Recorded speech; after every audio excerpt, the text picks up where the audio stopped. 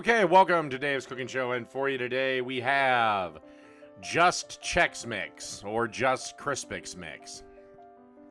This is basically, the kids, they roll around, pull all the stuff away, and just get the cereal out. This is just the cereal. What you have here is 12 cups of Chex cereal mix, or Crispix, whatever.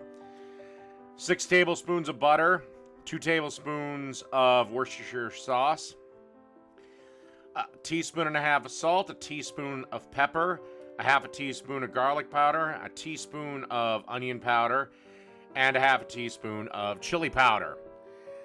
Basically cover that with some aluminum foil, shake the crap out of it, and then you want to put it on a baking sheet that you've lined with parchment paper and pop into a 250 degree oven for 60 minutes.